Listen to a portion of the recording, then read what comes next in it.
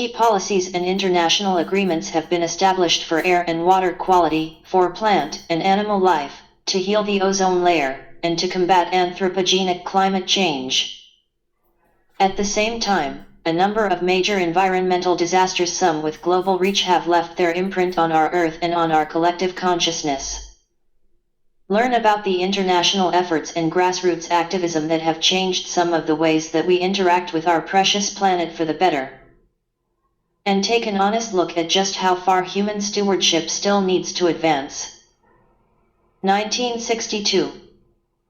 Silent Spring published. September 1962. Rachel Carson's prophetic book is credited with creating a worldwide awareness of the dangers of environmental pollution and the risks of pesticides. It is one of the most influential books in the modern environmental movement. 1964. IUCN Red List. The IUCN Red List of threatened species is created to objectively assess and classify species based on the probability of their extinction. The list is maintained by scientists from around the world. 1969. Cuyahoga River ablaze. June 22, 1969. An oil slick in Ohio's Cuyahoga River, at the time one of the most polluted rivers in the U.S., catches fire, damaging 2 railroad bridges before it is brought under control. 1970. First Earth Day. April 22, 1970. The United States observes the first Earth Day, galvanizing the conservation movement. U.S. EPA founded. December 2, 1970. President Richard Nixon creates the Environmental Protection Agency to fix, monitor, and enforce national pollution control guidelines. U.S. Clean Air Act.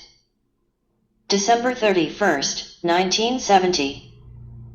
A groundbreaking piece of environmental legislation, the U.S. Clean Air Act is enacted to prevent and reduce air pollution and thereby promote public health and protect the ozone layer. 1972. UNEP founded. June 5, 1972. The United Nations Environment Programme is formed to guide and coordinate environmental activities within the UN.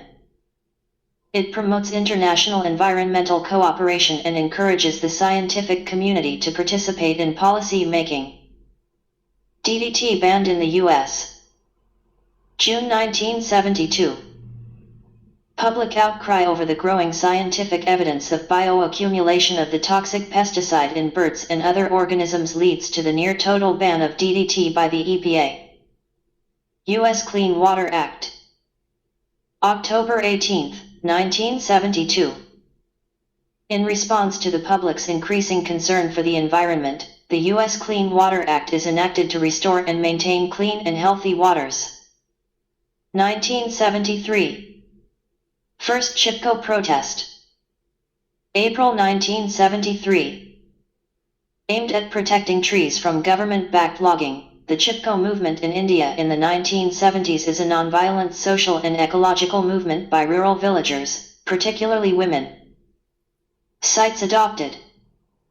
March 3, 1973. A key treaty in the fight against biodiversity loss. The Convention on International Trade in Endangered Species seeks to ensure that international trade does not threaten the survival of any species. U.S. Endangered Species Act. December 28, 1973. This hallmark piece of U.S. legislation obligates federal and state governments to protect all species threatened with extinction that fall within the borders of the United States and its outlying territories. 1978. Love Canal, New York. August 1978. The leakage of toxic waste into basements of homes in Love Canal, a neighborhood built atop a massive chemical waste dumping ground, is confirmed. A number of residents are later found to have abnormally high levels of chromosomal damage. 1980. U.S. Superfund. December 11, 1980. The U.S. Superfund is established If Superfund monies are used for a site, the polluters can be sued for reimbursement. 1984. Bhopal chemical disaster. December 3, 1984. 45 tons of the dangerous gas methyl isocyanate escapes from an insecticide plant in India and kills between 15,000 and 20,000 people. Some 500,000 survivors suffer respiratory problems, blindness, and other maladies from the gas exposure. 1986. Chernobyl nuclear accident. April 25 to 26, 1986. An explosion and fire at the nuclear power plant releases radioactive material into the atmosphere. The accident likely kills 50 immediately and causes several thousand radiation-related illnesses. Eventually, a large exclusion zone is created around the nuclear site. 1987. Montreal Protocol adopted. September 16, 1987. The Montreal Protocol International Environmental Treaty is adopted. It leads to a reduction in the amount of ozone-depleting chemicals in the atmosphere and is later celebrated as one of the most successful environmental treaties. 1988. UNIPCC founded. The Intergovernmental Panel on Climate Change assesses the impact of and possible responses to global warming and compiles scientific reports for policymakers. 1989. Exxon Valdez oil spill. March 24, 1989. After running aground in Alaska, the Exxon Valdez releases nearly 11 million gallons of crude oil. The spill eventually pollutes 1,300 miles of shoreline and kills native wildlife, including salmon, herring, sea otters, bald eagles, and orcas. 1990. Earth Day goes global. April 22, 1990. Earth Day becomes an international celebration of humanity's environmental successes and an important motivator in the continued fight for the planet's health. U.S. Oil Pollution Act. August 18, 1990. Following the catastrophic Exxon Valdez oil spill in Alaska, the Oil Pollution Act is enacted to strengthen the EPA's capacity to prevent and respond to oil spills. 1992. UN Earth Summit. June 3 to 14, 1992.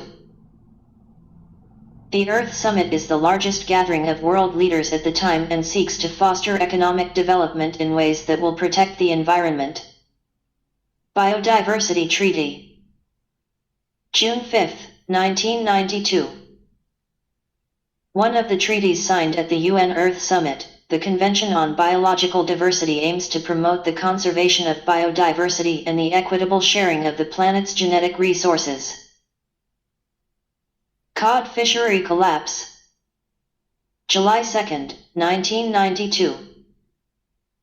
A moratorium is placed on cod fishing, after the cod fishery off the coast of Newfoundland collapsed due to decades of intense fishing pressure.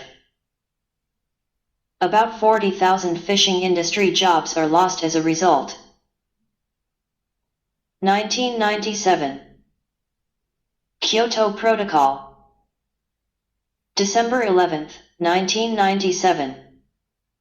The groundbreaking Kyoto Protocol is one of the first international treaties aimed at addressing global warming and reducing greenhouse gas emissions. 2009. At the 15th Conference of Parties of the UNFUC in Copenhagen in 2009. Developed countries committed to a collective goal of mobilizing $100 billion per year by 2020 for climate action in developing countries. In the context of meaningful mitigation actions and transparency on implementation.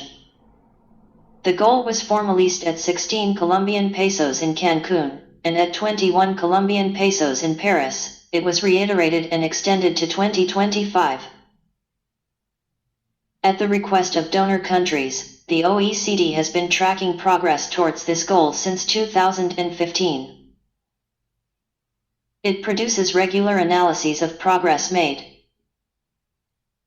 Based on a robust accounting framework that is consistent with the 24 Colombian pesos outcome agreed by all parties to the Paris Agreement on funding sources and financial instruments. 2010. Deepwater Horizon oil spill. April 20, 2010.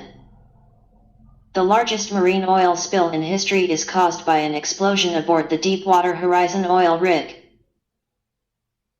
The incident results in the deaths of 11 oil workers and an estimated 800,000 birds and 65,000 turtles.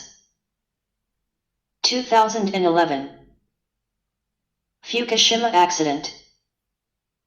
March 2011.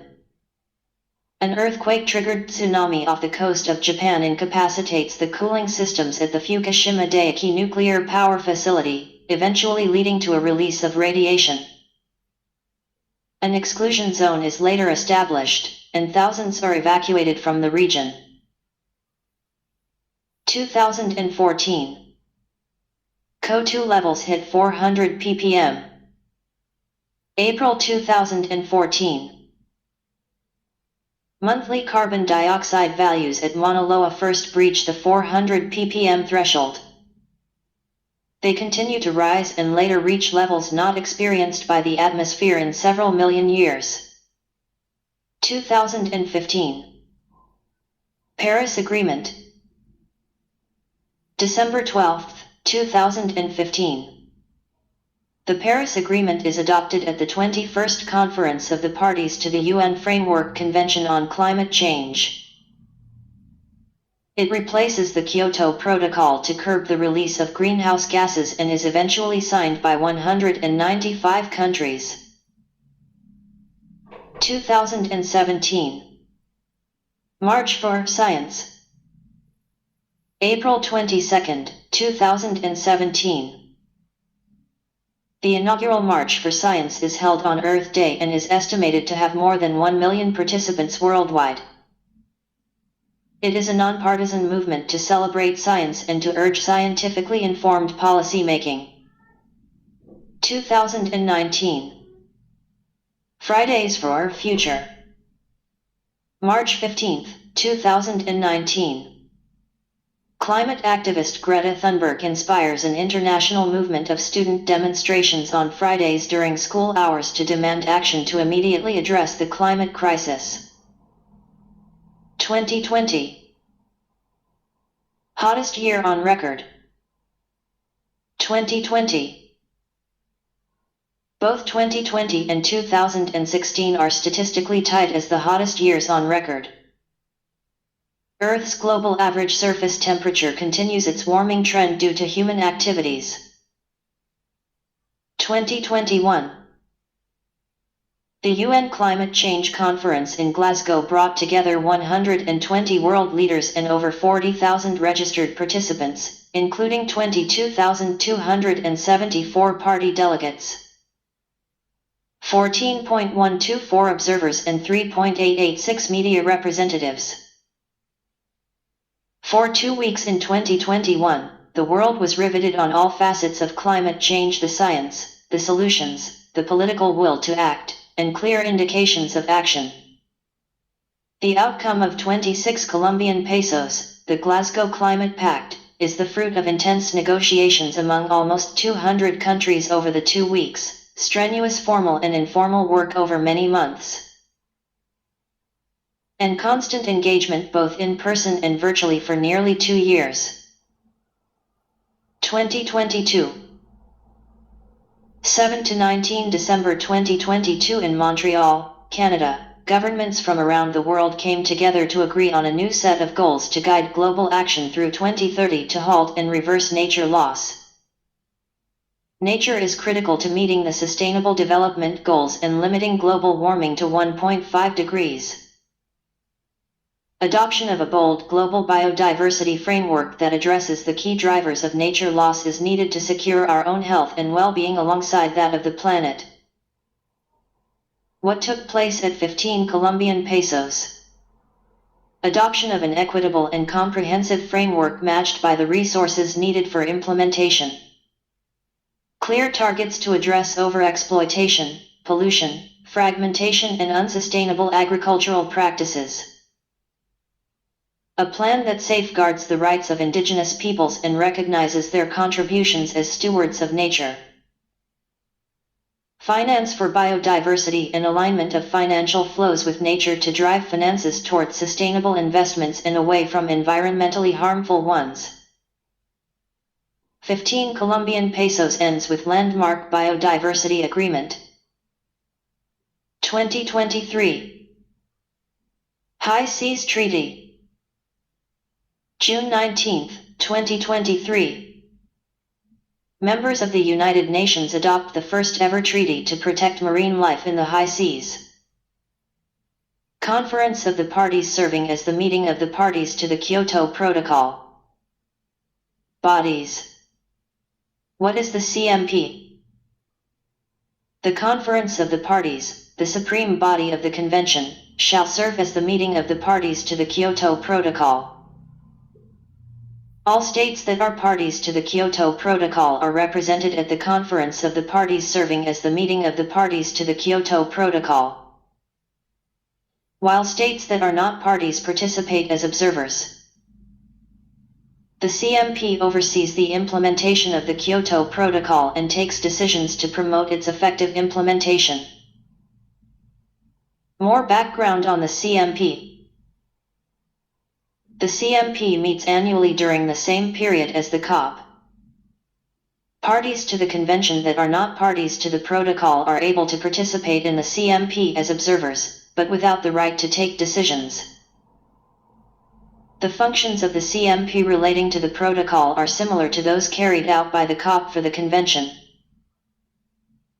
The first meeting of the parties to the Kyoto Protocol was held in Montreal, Canada in December 2005. In conjunction with the 11th session of the Conference of the Parties. The parties to the Kyoto Protocol also formally adopted the rulebook of the 1997 Kyoto Protocol, the so-called Marrakesh Accords, which sets the framework for implementation of the protocol. From 2011 to 2015, United Nations climate change negotiations have been conducted at Conference of the Parties on Climate Change. Conference of the Parties serving as the meeting of the parties to the Kyoto Protocol. Subsidiary bodies and ad hoc working group on the Durban Platform for Enhanced Action, which was established to discuss the new framework beyond 2020. Conference of the Parties serving as the meeting of the parties to the Paris Agreement was established and added to COP, CMP, and SP, and upon the completion of ADP. The ad hoc working group on the Paris Agreement was established and completed its work by CMA 1.2 organizations. Conference of the Parties on Climate Change. Supreme decision-making body of the UNFUC. All the parties participate and review the implementation of the UNFUC and make decisions. Conference of the Parties serving as the meeting of the parties to the Kyoto Protocol. All the parties of the Kyoto Protocol participate and review the implementation of the protocol and make decisions. CMP is held once a year. Conference of the Parties serving as the meeting of the parties to the Paris Agreement. All the parties of the Paris Agreement participate and review the implementation of the agreement and make decisions. CMA is held once a year. Subsidiary bodies. Subsidiary body for scientific and technological advice and subsidiary body for implementation. SPSTA provides scientific and technological information and advice regarding the UNFUC, Kyoto Protocol, and Paris Agreement. SBI evaluates and reviews the effective implementation of the UNFUC, Kyoto Protocol, and Paris Agreement. SB are held twice a year. Ad hoc working group of the Paris Agreement. APA is a subsidiary body which was established upon the adoption of the Paris Agreement for the entry into force of the Paris Agreement and for the preparation of the first meeting of CMA.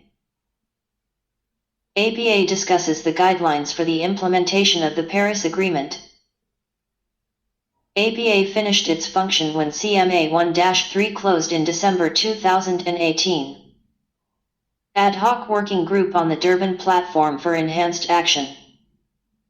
ADP is a subsidiary body which was established to discuss the framework which will be applied to all the countries from 2020 and to discuss the enhancement of mitigation ambition by 2020. ADP finished its function in 21 Colombian pesos when the Paris Agreement was adopted. Key aspects of the Paris Agreement.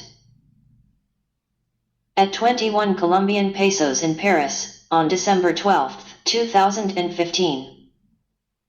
Parties to the UNFUC reached a landmark agreement to combat climate change and to accelerate and intensify the actions and investments needed for a sustainable low-carbon future. The Paris Agreement builds upon the Convention and, for the first time, brings all nations into a common cause to undertake ambitious efforts to combat climate change and adapt to its effects. With enhanced support to assist developing countries to do so.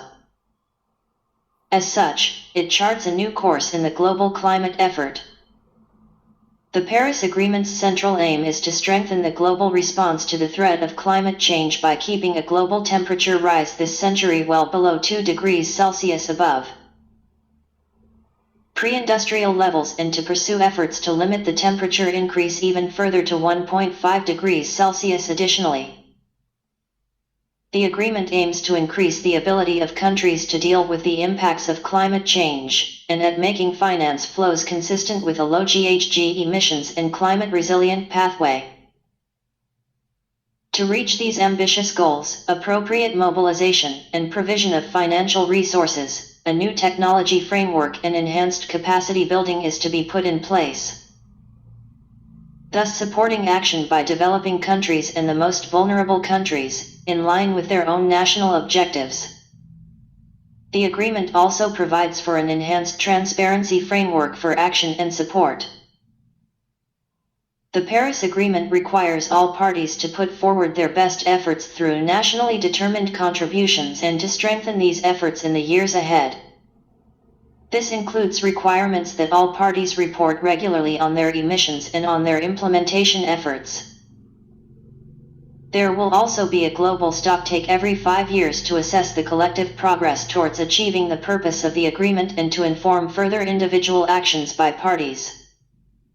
The Paris Agreement opened for signature on April 22, 2016, Earth Day, at UN headquarters in New York. It entered into force on November 4, 2016, 30 days after the so-called double threshold had been met. Since then, more countries have ratified and continue to ratify the agreement, reaching a total of 125 parties in early 2017. The current number of ratifications can be found here. In order to make the Paris Agreement fully operational, a work program was launched in Paris to develop modalities, procedures, and guidelines on a broad array of issues. Since 2016, parties work together in the subsidiary bodies and various constituted bodies. The Conference of the Parties serving as the meeting of the parties to the Paris Agreement met for the first time in conjunction with 22 Colombian pesos in Marrakesh and adopted its first 2 decisions. The work program is expected to be completed by 2018. The Paris Agreement, adopted through Decision 1/CP.21, addresses crucial areas necessary to combat climate change. Some of the key aspects of the agreement are set out below. Long-term temperature goal, ART. 2. The Paris Agreement, in seeking to strengthen the global response to climate change, reaffirms the goal of limiting global temperature increase to well below 2 degrees Celsius, while pursuing efforts to limit the increase to 1.5 degrees. Global peaking and climate neutrality, ART. 4. To achieve this temperature goal, parties aim to reach global peaking of greenhouse gas emissions as soon as possible, recognizing peaking will take longer for developing country parties, so as to achieve a balance between anthropogenic emissions by sources and removals by sinks of GHGs in the second half of the century. Mitigation. The Paris Agreement establishes binding commitments by all parties to prepare, communicate and maintain a nationally determined contribution and to pursue domestic measures to achieve them. It also prescribes that parties shall communicate their NDCs every 5 years and provide information necessary for clarity and transparency. To set a firm foundation for higher ambition, each successive NDC will represent a progression beyond the previous one and reflect the highest possible ambition. Developed countries should continue to take the lead by undertaking absolute economy-wide reduction targets, while developing countries should continue enhancing their mitigation efforts, and are encouraged to move toward economy-wide targets over time in the light of different national circumstances. Sinks and reservoirs. The Paris Agreement also encourages parties to conserve and enhance, as appropriate, sinks and reservoirs of GHGs as referred to in Article 4. Paragraph 1 of the Convention, including forests. Voluntary cooperation / market and non-market-based approaches, ART. 6. The Paris Agreement recognizes the possibility of voluntary cooperation among parties to allow for higher ambition and sets out principles, including environmental integrity, transparency and robust accounting, for any cooperation that involves internationally transferal of mitigation outcomes. It establishes a mechanism to contribute to the mitigation of GHG emissions and support sustainable development, and defines a framework for non-market approaches to sustainable development. Adaptation. The Paris Agreement establishes a global goal on adaptation, of enhancing adaptive capacity, strengthening resilience and reducing vulnerability to climate change in the context of the temperature goal of the agreement. It aims to significantly strengthen national adaptation efforts, including through support and international cooperation. It recognizes that adaptation is a global challenge faced by all. All parties should engage in adaptation, including by formulating and implementing national adaptation plans, and should submit and periodically update an adaptation communication describing their priorities, needs, plans and actions. The adaptation efforts of developing countries should be recognized. Loss and damage. The Paris Agreement recognizes the importance of averting, minimizing, and addressing loss and damage associated with the adverse effects of climate change, including extreme weather events and slow onset events, and the role of sustainable development in reducing the risk of loss and damage.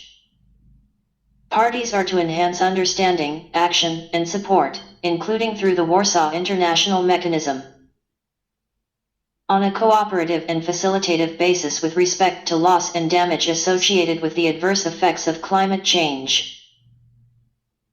Finance, technology, and capacity building support, ART. 9, 10, and 11. The Paris Agreement reaffirms the obligations of developed countries to support the efforts of developing country parties to build clean, climate-resilient futures, while for the first time encouraging voluntary contributions by other parties. Provision of resources should also aim to achieve a balance between adaptation and mitigation. In addition to reporting on finance already provided, developed country parties commit to submit indicative information on future support every 2 years, including projected levels of public finance. The agreement also provides that the financial mechanism of the Convention, including the Green Climate Fund, shall serve the agreement. International cooperation on climate-safe technology development and transfer and building capacity in the developing world are also strengthened. A technology framework is established under the agreement, and capacity building activities will be strengthened through, inter alia, enhanced support for capacity building actions in developing country parties and appropriate institutional arrangements. Climate change education, training as well as public awareness, participation, and access to information is also to be enhanced under the agreement.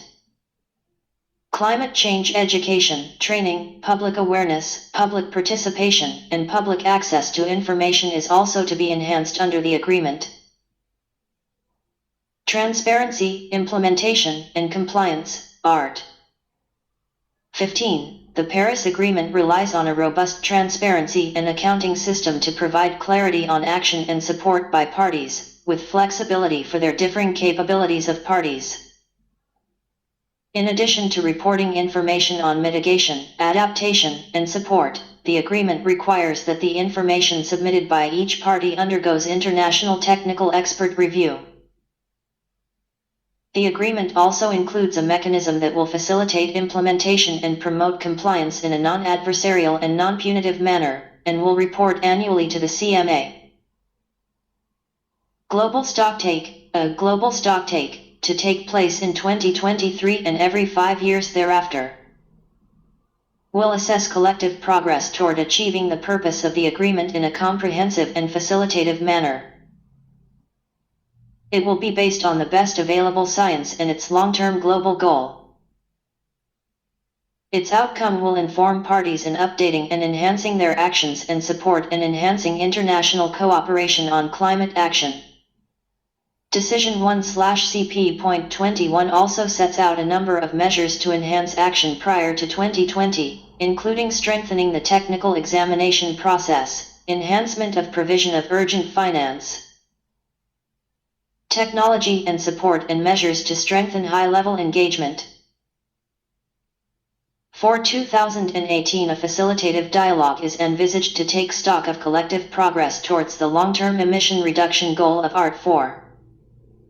The decision also welcomes the efforts of all non-party stakeholders to address and respond to climate change, including those of civil society, the private sector, financial institutions, cities, and other subnational authorities. These stakeholders are invited to scale up their efforts and showcase them via the Non-State Actor Zone for Climate Action platform. Parties also recognized the need to strengthen the knowledge, technologies, practices, and efforts of local communities and indigenous peoples, as well as the important role of providing incentives through tools such as domestic policies and carbon pricing. Recognizing the emergency, countries reaffirmed the Paris Agreement goal of limiting the increase in the global average temperature to well below 2 degrees Celsius above pre-industrial levels and pursuing efforts to limit it to 1.5 degrees Celsius. And they went further, expressing alarm and utmost concern that human activities have caused around 1.1 degrees Celsius of warming to date, that impacts are already being felt in every region, and that carbon budgets consistent with achieving the Paris Agreement temperature goal are now small and being rapidly depleted. They recognized that the impacts of climate change will be much lower at a temperature increase of 1.5 degrees Celsius compared with 2 degrees Celsius. Accelerating action. Countries stressed the urgency of action in this critical decade, when carbon dioxide emissions must be reduced by 45% to reach net zero around mid-century. But with present climate plans, the nationally determined contributions falling far short on ambition.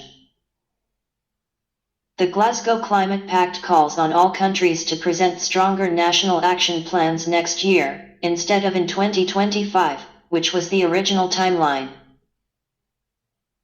Countries also called on UNFUC to do an annual NDC synthesis report to gauge the present level of ambition, moving away from fossil fuels. In perhaps the most contested decision in Glasgow, countries ultimately agreed to a provision calling for a phase down of coal power and a phase out of inefficient fossil fuel subsidies, two key issues that had never been explicitly mentioned in Decisions of UN climate talks before, despite coal, oil and gas being the main drivers of global warming. Many countries, and NGOs, expressed dissatisfaction that the language on coal was significantly weakened and consequently, was not as ambitious as it needs to be. Delivering on climate finance. Developed countries came to Glasgow falling short on their promise to deliver $100 billion a year for developing countries. Voicing regret, the Glasgow outcome reaffirms the pledge and urges developed countries to fully deliver on the $100 billion goal urgently. Developed countries, in a report, expressed confidence that the target would be met in 2023. Stepping up support for adaptation.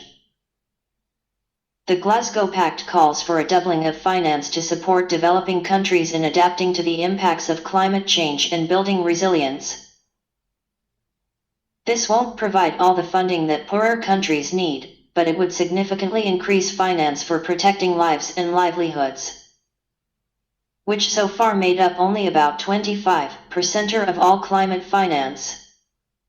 Glasgow also established a work program to define a global goal on adaptation, which will identify collective needs and solutions to the climate crisis already affecting many countries. Completing the Paris Rulebook. Countries reached agreement on the remaining issues of the so-called Paris Rulebook, the operational details for the practical implementation of the Paris Agreement. Among them are the norms related to carbon markets, which will allow countries struggling to meet their emissions targets to purchase emissions reductions from other nations that have already exceeded their targets. Negotiations were also concluded on an enhanced transparency framework, providing for common timeframes and agreed formats for countries to regularly report on progress. Designed to build trust and confidence that all countries are contributing their share to the global effort. Focusing on loss and damage. Acknowledging that climate change is having increasing impacts on people, especially in the developing world. Countries agreed to strengthen a network known as the Santiago Network, that connects vulnerable countries with providers of technical assistance, knowledge and resources to address climate risks. They also launched a new Glasgow Dialogue to discuss arrangements for the funding of activities to avert, minimize, and address loss and damage associated with the adverse effects of climate change. New deals and announcements. There were many other significant deals and announcements, outside of the Glasgow Climate Pact, which can have major positive impacts if they are indeed implemented. These include forests. 137 countries took a landmark step forward by committing to halt and reverse forest loss and land degradation by 2030. The pledge is backed by $12 billion in public and $7.2 billion in private funding. In addition, CEOs from more than 30 financial institutions with over $8.7 trillion of global assets committed to eliminate investment in activities linked to deforestation. Methane. 103 countries, including 15 major emitters, signed up to the Global Methane Pledge, which aims to limit methane emissions by 30% or by 2030, compared to 2020 levels.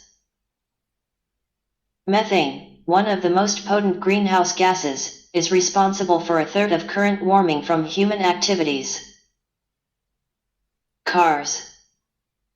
Over 30 countries, 6 major vehicle manufacturers and other actors, like cities, set out their determination for all new car and van sales to be zero-emission vehicles by 2040 globally and 2035 in leading markets, accelerating the decarbonization of road transport, which currently accounts for about 10% of global greenhouse gas emissions. Coal. Leaders from South Africa, the United Kingdom, the United States, France, Germany, and the European Union announced a groundbreaking partnership to support South Africa, the world's most carbon-intensive electricity producer with $8.5 billion over the next 3 to 5 years to make a just transition away from coal to a low-carbon economy. Private finance. Private financial institutions and central banks announced moves to realign trillions of dollars towards achieving global net zero emissions. Among them is the Glasgow Financial Alliance for Net Zero, with over 450 firms across 45 countries that control $130 trillion in assets, requiring its member to set robust, science-based near-term targets. The United Nations Biodiversity Conference ended in Montreal, Canada, on December 19, 2022 with a landmark agreement to guide global action on nature through to 2030. Representatives from 188 governments have been gathered in Montreal for the past 2 weeks for the important summit. Chaired by China and hosted by Canada, 15 Colombian pesos resulted in the adoption of the Kunming-Montreal Global Biodiversity Framework on the last day of negotiations. The GBF aims to address biodiversity loss, restore ecosystems, and protect indigenous rights. The plan includes concrete measures to halt and reverse nature loss, including putting 30% of the planet and 30% of degraded ecosystems under protection by 2030. It also contains proposals to increase finance to developing countries, a major sticking point during talks. The stakes could not be higher. The planet is experiencing a dangerous decline in nature as a result of human activity. It is experiencing its largest loss of life since the dinosaurs. 1 million plant and animal species are now threatened with extinction, many within decades. The Global Biodiversity Framework. The GBF consists of 4 overarching global goals to protect nature, including halting human-induced extinction of threatened species and reducing the rate of extinction of all species tenfold by 2050. Sustainable use and management of biodiversity to ensure that nature's contributions to people are valued, maintained and enhanced. Fair sharing of the benefits from the utilization of genetic resources, and digital sequence information on genetic resources. And that adequate means of implementing the GBF be accessible to all parties, particularly least developed countries and small island developing states. The GBF also features 23 targets to achieve by 2030, including effective conservation and management of at least 30% of the world's land, coastal areas, and oceans. Currently, 17% of land and *8% of marine areas are under protection. Restoration of 30% of terrestrial and marine ecosystems. Reduce to near zero the loss of areas of high biodiversity importance and high ecological integrity. Having global food waste. Phasing out or reforming subsidies that harm biodiversity by at least $500 billion per year, while scaling up positive incentives for biodiversity conservation and sustainable use. Mobilizing at least $200 billion per year from public and private sources for biodiversity-related funding. Raising international financial flows from developed to developing countries to at least $30 billion per year. Requiring transnational companies and financial institutions to monitor, assess, and transparently disclose risks and impacts on biodiversity through their operations, portfolios, supply and value chains. Finance at the core. Finance played a key role at 15 Colombian pesos, with discussions centering on how much money developed countries will send to developing countries to address biodiversity loss.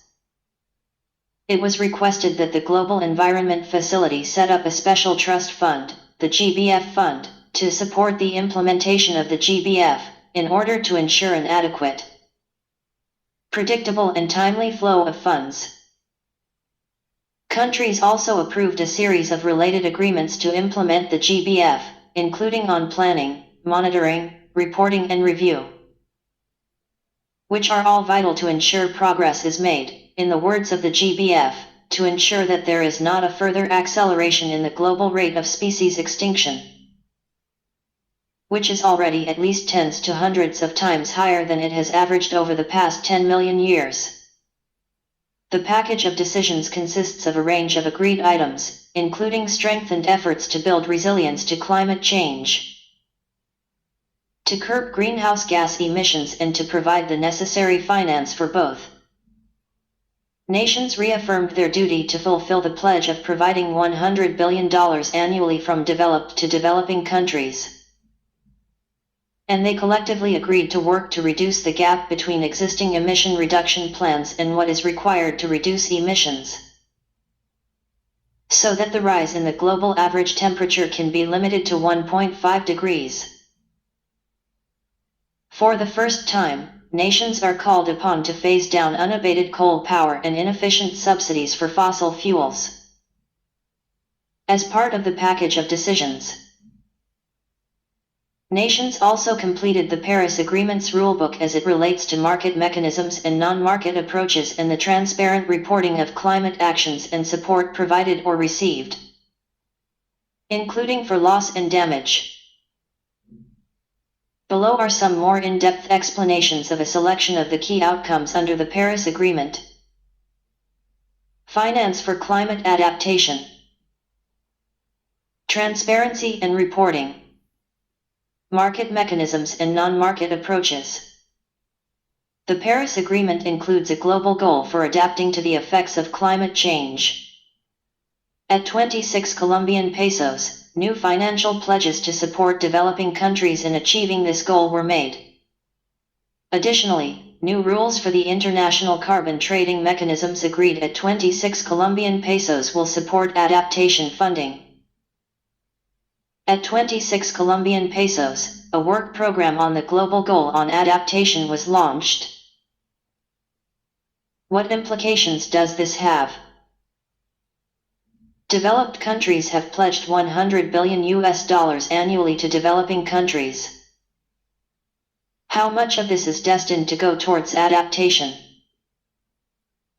What specific financial pledges were made at 26 Colombian pesos to help build resilience to climate change? The agreement reached on market mechanisms and non-market approaches at 26 Colombian pesos has some implications for adaptation finance. What are they? At 26 Colombian pesos, parties initiated deliberations on setting a new collective quantified goal on climate finance. What sort of finance for adaptation can we expect in the future? Following 26 Colombian pesos, there is enhanced technical support for countries to address loss and damage related to extreme climatic events that will strengthen global efforts towards resilience. What does this mean? What are the next steps in ensuring that more support for adaptation is generated and delivered? The Paris Agreement includes a global goal for adapting to the effects of climate change. At 26 Colombian pesos, new financial pledges to support developing countries in achieving this goal were made. Additionally, new rules for the international carbon trading mechanisms agreed at 26 Colombian pesos will support adaptation funding. At 26 Colombian pesos, a work program on the global goal on adaptation was launched. What implications does this have? The Paris Agreement established the global goal on adaptation of enhancing adaptive capacity, strengthening resilience, and reducing vulnerability to climate change in the context of the agreement's temperature goal of limiting warming to 1.5 degrees Celsius or 2 degrees Celsius. The Glasgow, Sharm el-Sheikh Work Programme on the Global Goal on Adaptation, established and launched at 26 Colombian pesos, represents a turning point in the world's journey to both make and measure progress towards this global goal. Among other things, this work program will help enhance understanding of the global goal on adaptation and how to understand progress towards it. This, in turn, will help equip communities and countries with the knowledge and tools to ensure that the adaptation actions they take are indeed moving the world towards a more climate-resilient future. It will also help to better inform the provision of support for adaptation. Developed countries have pledged $100 billion annually to developing countries. How much of this is destined to go towards adaptation? The Paris Agreement states that the provision of scaled-up financial resources should aim to achieve a balance between adaptation and mitigation. In fact, there is a political aspiration of having a 50-50 balance between mitigation and adaptation, with a greater share of the adaptation funding going to most vulnerable countries. A lot of work needs to be done to achieve that. It is clear from the fourth biennial assessment and overview of climate finance flows that support for mitigation remains greater than support for adaptation. Indeed, adaptation finance has remained at between 20 and 25% of committed concessional finance across all sources. 26 Colombian pesos urged developed nations to at least double their collective provision of adaptation finance from 2019 levels by 2025, in order to achieve this balance between adaptation and mitigation. What specific financial pledges were made at 26 Colombian pesos to help build resilience to climate change?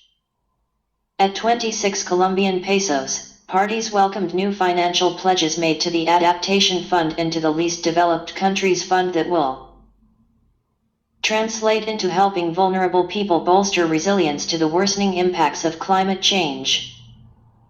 In the case of the Adaptation Fund, these pledges broke previous resource mobilization records and included first-time contributors.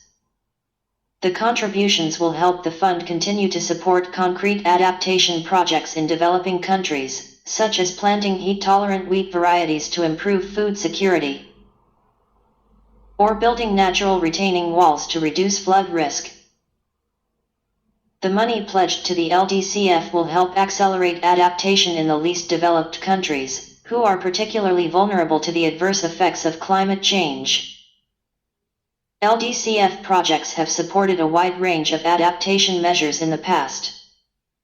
From conserving and restoring degraded landscapes to strengthening climate change early warning systems to allow for rapid responses to extreme weather events.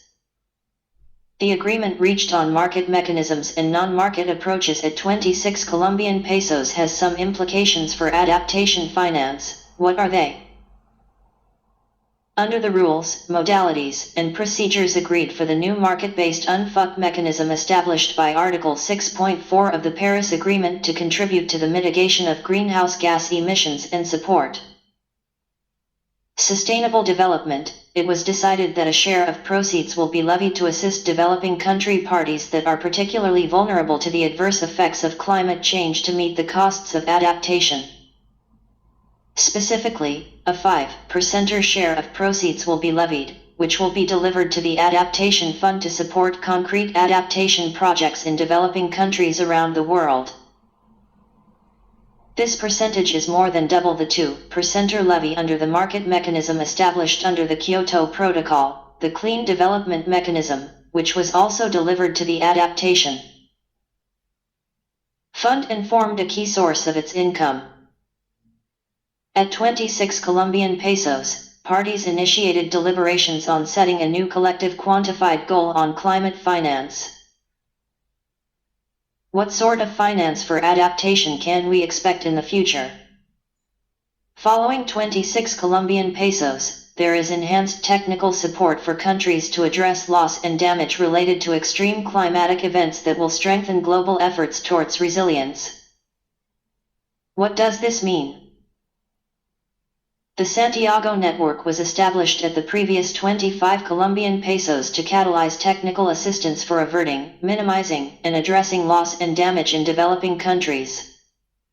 At 26 Colombian pesos, parties adopted the functions of the network and set up a process to further develop the institutional and funding arrangements for the network. This will make it possible to identify technical assistance needs and priorities, and more effectively catalyze demand-driven technical assistance for averting, minimizing and addressing loss and damage at the local, national, and regional levels. Parties also established the Glasgow Dialogue to take place over the next 3 years to discuss arrangements for funding activities to avert, minimize, and address loss and damage. What are the next steps in ensuring that more support for adaptation is generated and delivered? Multilateralism and collaboration between governments, international organizations, international financial institutions, civil society and the private sector is essential to ensure more support for adaptation. The UNFUC Secretariat has launched the UN-wide partnership, UN4NAPS, to mobilize the whole UN system to support the most vulnerable countries in preparing and implementing their national adaptation plans. The initiative builds on the call from the UN Secretary-General for the whole UN system to advance adaptation plans under the slogan More, Faster, Better, with a focus on increasing support to vulnerable nations, including the least developed countries and small island developing states. One of the key achievements of 26 Colombian pesos include the finalization of the Paris Agreement Rulebook. This set of rules lays out how countries are held accountable for delivering on their climate action promises and self-set targets under their nationally determined contributions. The rules relating to transparency under the Paris Agreement were finalized at 26 Colombian pesos. What does this mean for global efforts to achieve the Paris Agreement 1.5 degrees Celsius temperature goal? How can the new transparency system help build trust? To what extent are the new reporting guidelines more stringent and the system more rigorous than before? What sort of information are we looking at, and who provides it? How can this support the global stocktake? How will this all be operationalized, for example with tables, formats, and training? How will the support provided be measured and reported? How will electronic reporting be deployed? What capacity and support do developing countries need to engage in the new transparency system? What is the role of the Secretariat in doing all this? What are the next procedural steps? One of the key achievements of 26 Colombian pesos include the finalization of the Paris Agreement Rulebook. This set of rules lays out how countries are held accountable for delivering on their climate action promises and self-set targets under their nationally determined contributions.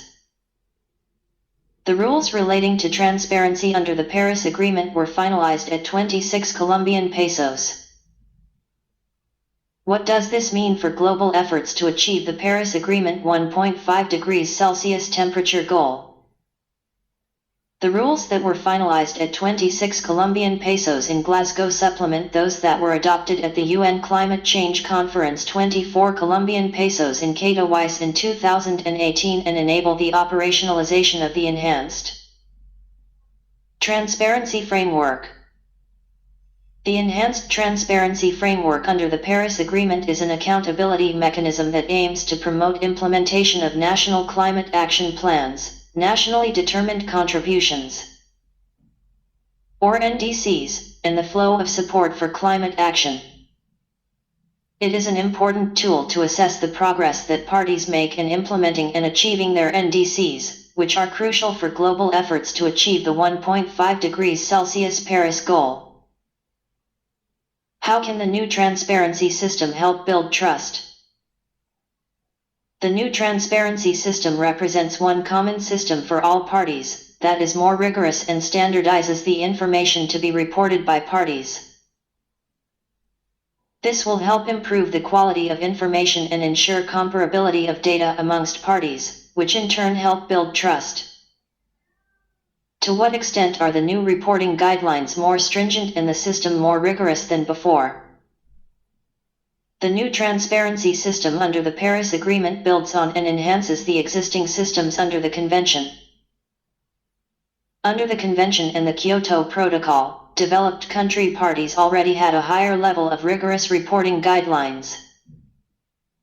On the other hand, developing country parties are subjected to less rigorous reporting guidelines.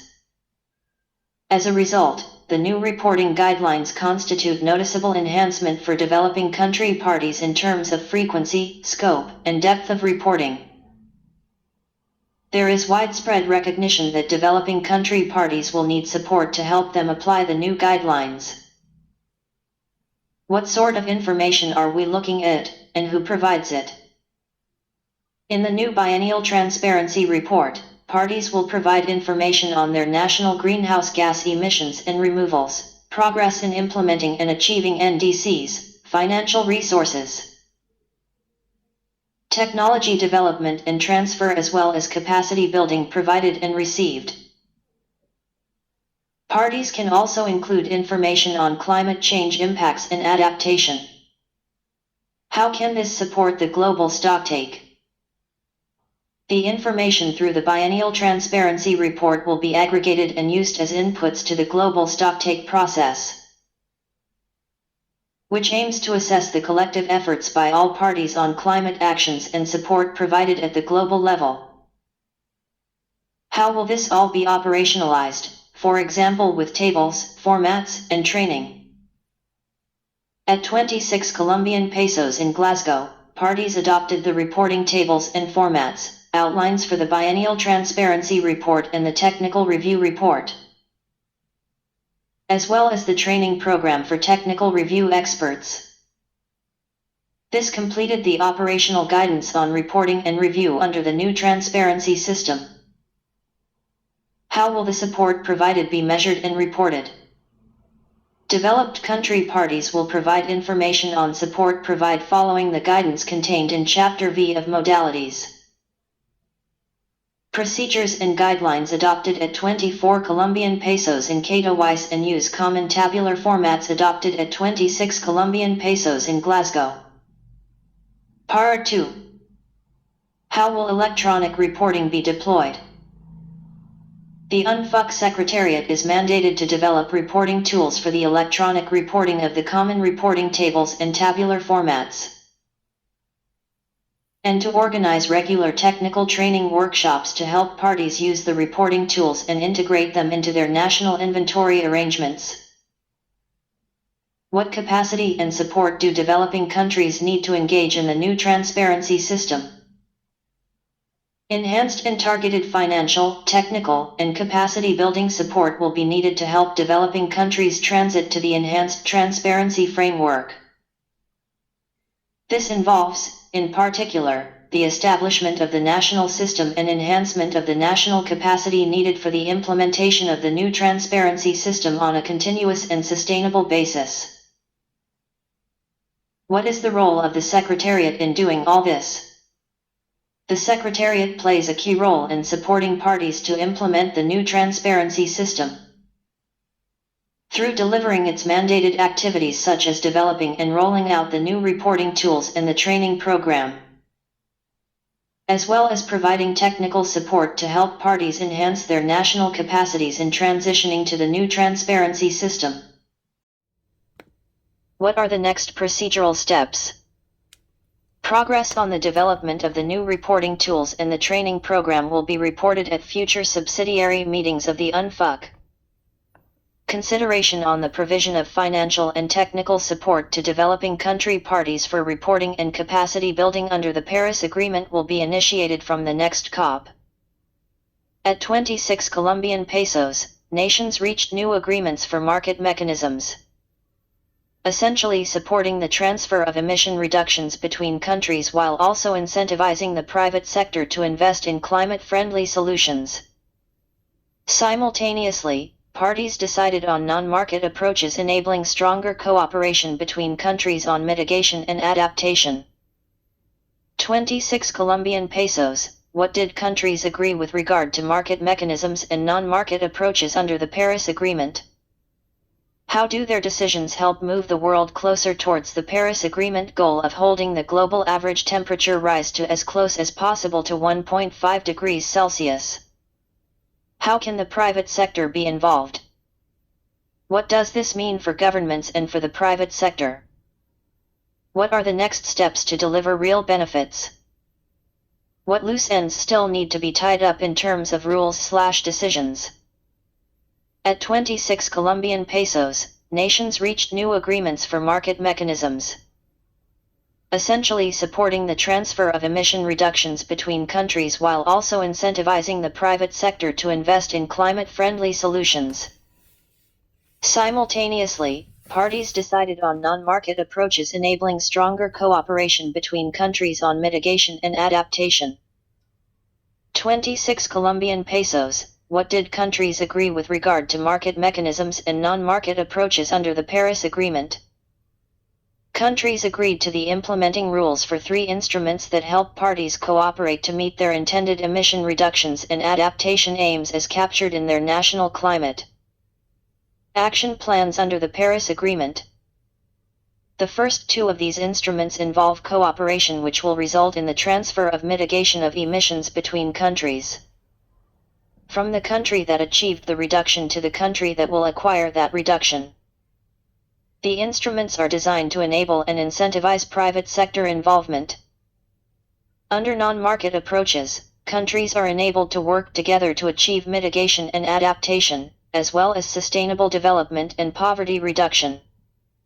Decisions on implementation rules were adopted for all 3 instruments.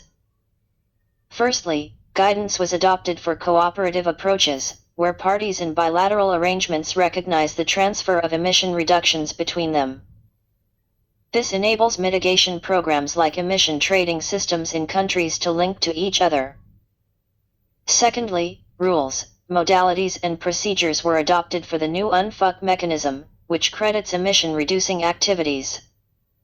This enables a company in one country to reduce emissions in that country and have those reductions credited so that it can sell them to another company in another country. That second company may use them for complying with its own emission reduction obligations or to help it meet net zero. Thirdly, parties adopted a work program to support non-market approaches being implemented between parties. The work program helps different countries and their institutions and stakeholders develop cooperation in a number of areas, such as development of clean energy sources. How do their decisions help move the world closer towards the Paris Agreement goal of holding the global average temperature rise to as close as possible to 1.5 degrees Celsius? Strengthened cooperation enables parties to be more ambitious in their actions to curb greenhouse gas emissions and to build resilience to climate change. This could be through making it more cost-efficient for them to meet their NDC, enabling them to consider going further in mitigation than their NDC had intended. Or it could be to have extra adaptation action resulting from emission reduction efforts. How can the private sector be involved? Both cooperative approaches and the UNFUC mechanism incentivize the private sector to implement mitigation activities across the world, in a range of sectors and technologies, for example, energy efficiency, transport, and reforestation. These mitigation activities allow for the development of carbon credits that can be transferred internationally and used in other countries towards meeting the aims of NDCs or other compliance uses. These instruments, by delivering an investment signal to the private sector, enable countries to achieve scale and mitigation action that in turn may help to contribute to adaptation action. What does this mean for governments and for the private sector? For the private sector, the adoption of the rules enables new mitigation activities to start, in particular to implement mitigation projects under the new UNFUC mechanism. In addition, many activities that already operated under the clean development mechanism of the Kyoto Protocol will be able to move over to the new UNFUC mechanism by using the rules adopted that provide for this transition. What are the next steps to deliver real benefits? For cooperative approaches, countries that are cooperating already to deliver their NDCs with cooperative approaches will now start to provide the details of those approaches through reports. The reports will be reviewed and all the details made available on a public interface on the UNFUC website. The purpose of the reports is to allow for accurate accounting of transfers and to provide transparency as to the way in which countries are cooperating. For the project mechanisms, the bodies that supervise the Clean Development Mechanism and the new UNFUC mechanism will each meet early next year to start to deliver the rules for the new projects and the processes for transitioning existing projects over to the new system under the Paris Agreement. In relation to cooperation that does not involve carbon credits, a committee will start to meet in mid-2022 to implement the program of work that parties agreed in Glasgow. What loose ends still need to be tied up in terms of rules/decisions? All the rules are decided. Further aspects will be worked on by parties in the SPSTA next year to add some details for implementation. 5 key takeaways from 27 Colombian pesos. Although the UN Climate Change Conference 27 Colombian pesos is behind us, the decisions taken in Sharm el-Sheikh require all countries to make an extra effort to address the climate crisis, starting now. Or as UN Secretary-General Antonio Guterres put it, 27 Colombian pesos concludes with much homework and little time. So what did 27 Colombian pesos achieve and what needs to happen next to ensure the world can keep the worst consequences of climate change at bay? Here are 5 key takeaways from the conference, which will also shape the priorities for climate action in 2023 and beyond. Loss and damage. Establishing a dedicated fund for loss and damage. 27 Colombian pesos closed with a breakthrough agreement to provide loss and damage funding for vulnerable countries hit hard by floods, droughts and other climate disasters. This was widely lauded as an historic decision. Why? Because for the first time, countries recognized the need for finance to respond to loss and damage associated with the catastrophic effects of climate change, and agreed to the establishing of a fund and the necessary funding arrangements. Solar panels in Mali. Maintaining a clear intention to keep 1.5 degrees Celsius within reach. The world is in a critical decade for climate action. This is not hyperbole. The UN's Intergovernmental Panel on Climate Change says limiting warming to around 1.5 degrees Celsius requires global greenhouse gas emissions to peak before 2025 at the latest, and be reduced by 43% by 2030. That's 7 short years from now. However, the world is currently off course to keep 1.5 degrees Celsius within reach. Accountability. Holding businesses and institutions to account. This new phase of implementation also means a new focus on accountability when it comes to the commitments made by sectors, businesses, and institutions. There is absolutely no point putting ourselves through all that we've just gone through if we are going to participate in an exercise of collective amnesia the moment the cameras move on, said Steele, who promised a new focus on accountability during his opening speech at 27 Colombian pesos. Climate finance. Mobilizing more financial support for developing countries. Finance is at the heart of all that the world is doing to combat climate change. Mitigation, adaptation, loss and damage, climate technology, all of it requires sufficient funds to function properly and to yield the desired results. On this crucial topic, 27 Colombian pesos created a pathway to align the broader finance flows towards low emissions and climate-resilient development. Accountability. Making the pivot toward implementation. Of course, climate pledges aren't worth the paper they're written on if they aren't taken off the page and turned into concrete action. That's why 27 Colombian pesos was expected to be one of implementation. On the opening day of the conference, UN Climate Change Executive Secretary Simon Steele called for aligning every corner of human activity with the 1.5 degrees Celsius goal, saying Paris gave us the agreement and Katowice and Glasgow gave us the plan, Sharm el-Sheikh shifts us to implementation. Key highlights from 28 Colombian pesos. Signaling the beginning of the end for the fossil fuel era. 28 Colombian pesos closed with an agreement that signals the beginning of the end of the fossil fuel era by laying the ground for a swift, just and equitable transition. underpinned by deep emissions cuts and scaled-up finance. As 28 Colombian pesos President Dr. Sultan Al-Jaber said, "We have language on fossil fuel in the final agreement for the first time ever. It clearly points to the direction of travel in the energy transition, and that the scale and pace of change can't be stopped or reversed."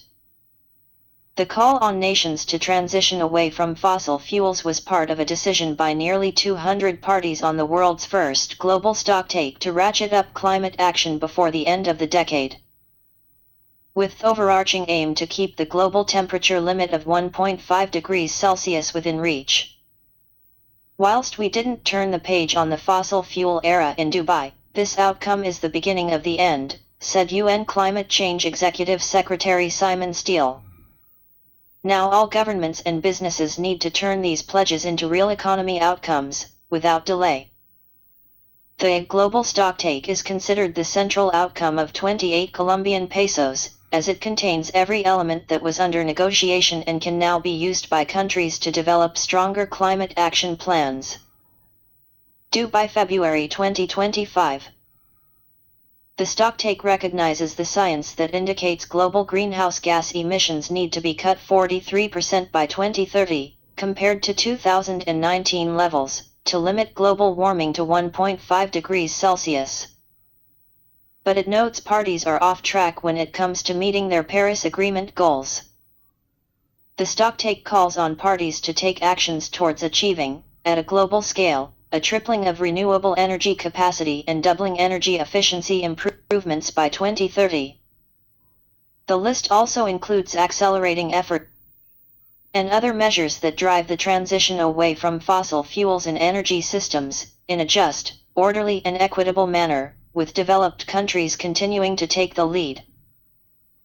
In the short term, parties are encouraged to come forward with ambitious, economy-wide emission reduction targets, covering all greenhouse gases, sectors and categories, and aligned with the 1.5 degrees Celsius limit in their next round of climate action plans by early 2025. New funding for loss and damage. The 2-week-long conference got underway with a historic agreement on the operationalization of funding arrangements for addressing loss and damage, including a new dedicated fund under the UNFUC, the first time a substantive decision was adopted on the first day of the conference. Commitments to address loss and damage started coming in moments after the decision was gavelled, totaling more than $600 million to date. This historic agreement builds on the landmark decision a year earlier at 27 Colombian pesos, where nations agreed to set up a fund to support vulnerable countries and communities already experiencing the adverse impacts of climate change. Discussions on operationalizing the new funding arrangements, including this fund, for loss and damage took place during 2023 in meetings of a transitional committee, which brought together representatives of both developed and developing countries.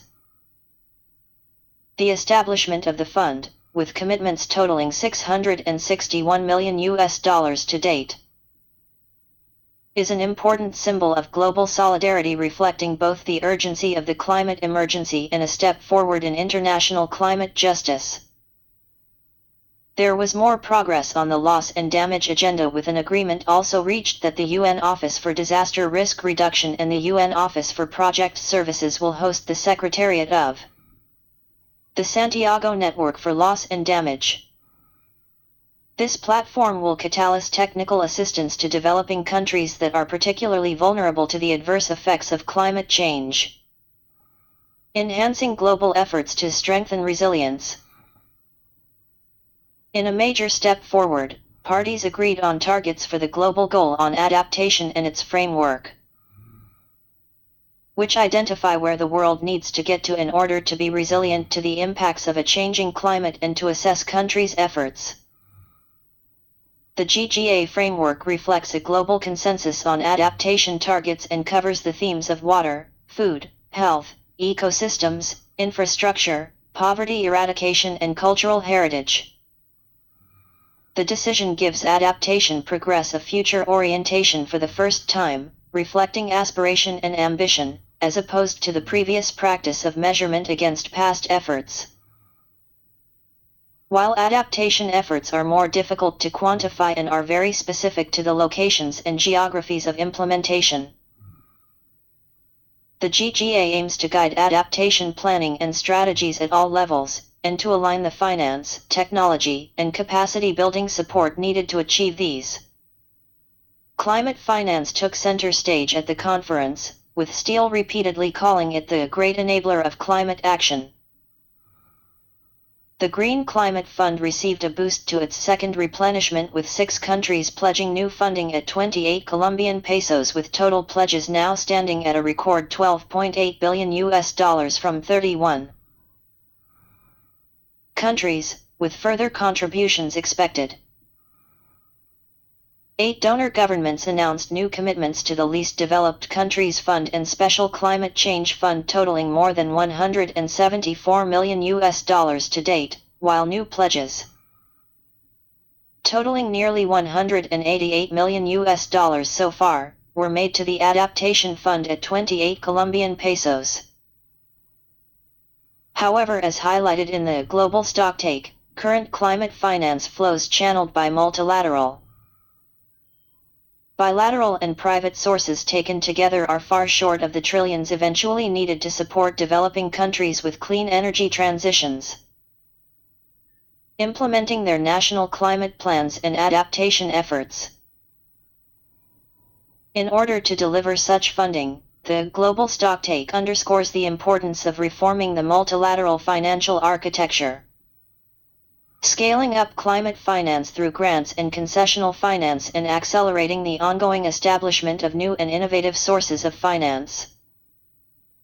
At 28 Colombian pesos, discussions continued on setting a new collective quantified goal on climate finance in 2024, taking into account the needs and priorities of developing countries.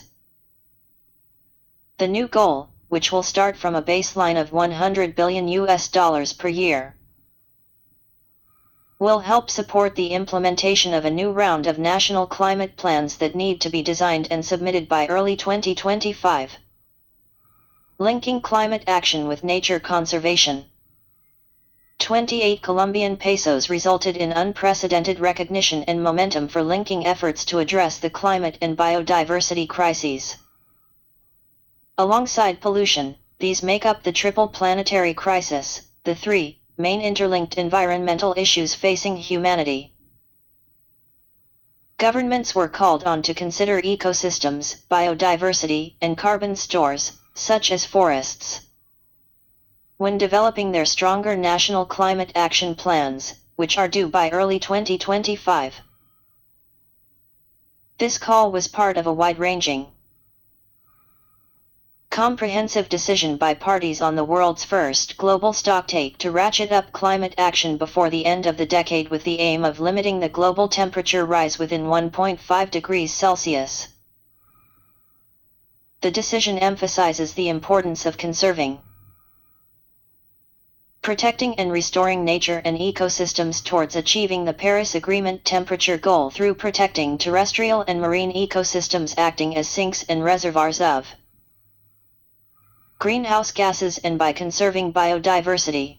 This also includes halting and reversing deforestation and forest degradation by 2030, which would eliminate about 14% of global emissions and enhance the capacity of forests to store more carbon. This is the first time such a pledge has garnered formal recognition under the UN Framework Convention on Climate Change. Recognizing the need for enhanced support and investment, including through financial resources, technology transfer and capacity building for these combined efforts to address the climate and biodiversity crises. Governments are urged to approach this based on the best available science as well as indigenous peoples' knowledge and local knowledge systems. Nature-based solutions were also recognized in the decision on the global stocktake.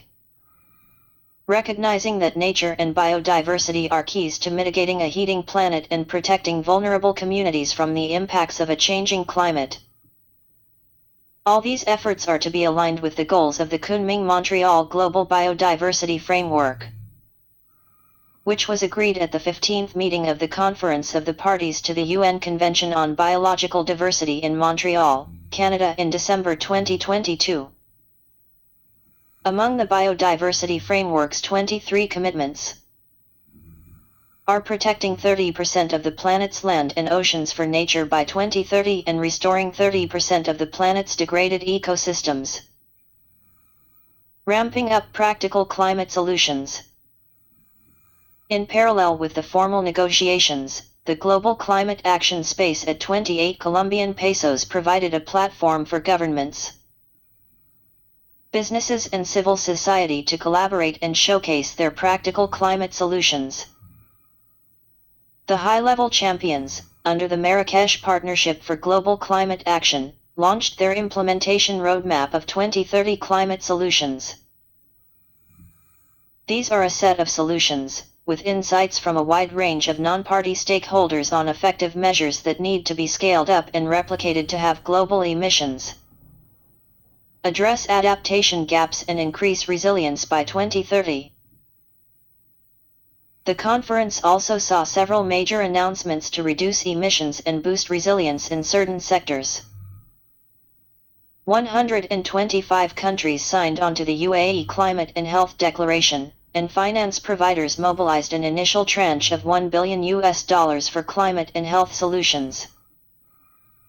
The declaration urges governments to act to protect communities and prepare health systems for climate impacts, such as extreme heat stress and increased spread of infectious diseases. 137 heads of state and government committed to new ambition on food systems transformation within their national climate plans under the 28 Colombian pesos UAE Declaration on Sustainable Agriculture, Resilient Food Systems, and Climate Action, alongside regenerative agriculture and climate food innovation financing commitments totaling $2.6 billion.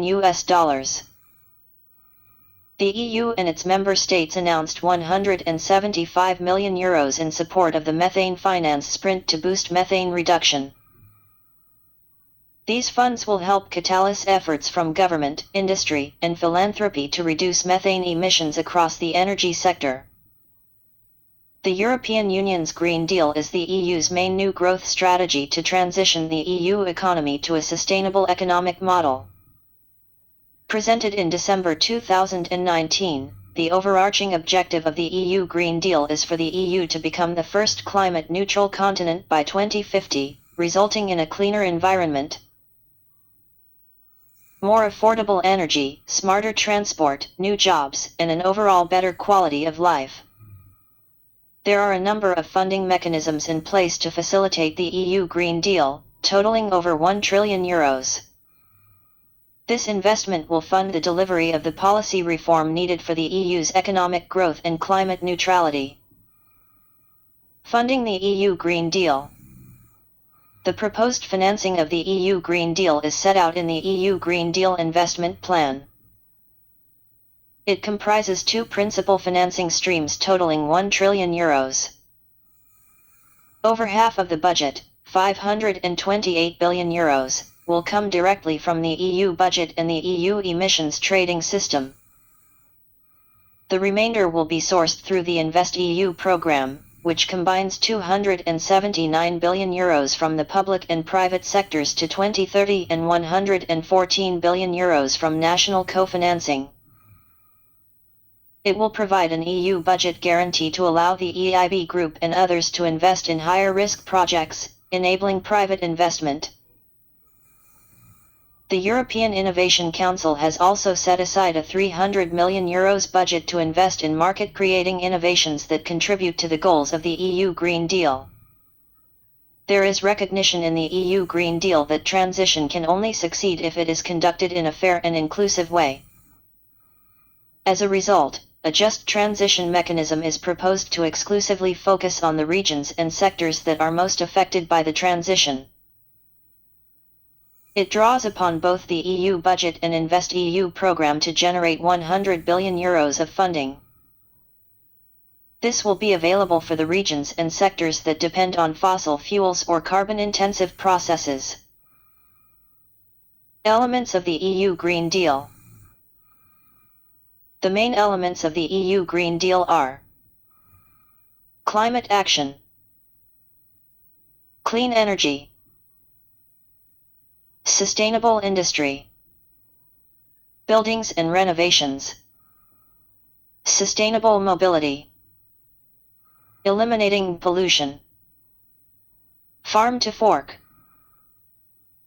preserving biodiversity, research and development, preventing unfair competition from carbon leakage.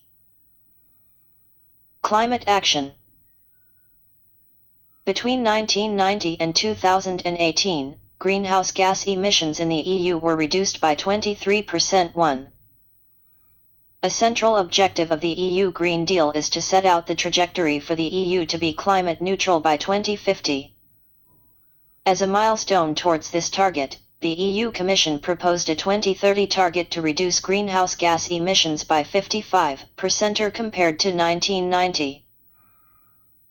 This 2030 target is proposed to be reflected in a European climate law, which will also enshrine the 2050 climate neutrality objective of the EU Green Deal in legislation.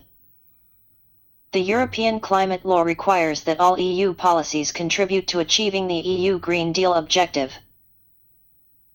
As a result, the EU Commission are reviewing every EU law to ensure its alignment with the EU emission reduction targets, under an exercise termed the Fit for 55 package. This lengthy process has already begun. A selection of the key legislation that the EU Commission proposes to revise in light of the revised emissions reduction target is